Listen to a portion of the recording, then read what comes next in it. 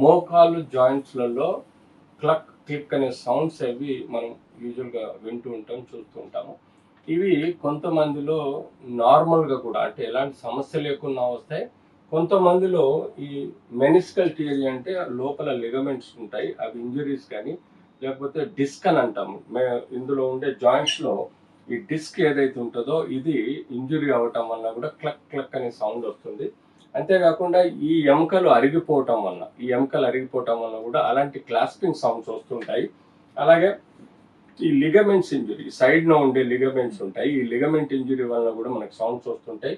అలాగే రన్నర్స్లో, అంటే ఎక్కువ పరిగెత్తే వాళ్ళల్లో, స్పోర్ట్స్ మెన్స్లో యూజువల్గా ఈ జాయింట్ లోపల ఒక లూబ్రికేటింగ్ ఫ్లూయిడ్ ఉంటుంది. అది ఒక 10 ml వరకు మన ప్రతి ఒక్కరికి ఫ్లూయిడ్ ఉంటుంది. ఆ ఫ్లూయిడ్ మన జాయింట్ని స్మూత్గా రన్ చేసే విధంగా ప్రొటెక్ట్ చేస్తుంది. ఇంజిన్లో ఆయిల్ ఎలా ఉంటుందో అలాగే ఇందులో కూడా మనకు ఒక ఆయిల్ ఉంటుంది, దాన్ని సైనోయిల్ ఫ్లూయిడ్ అంటాము.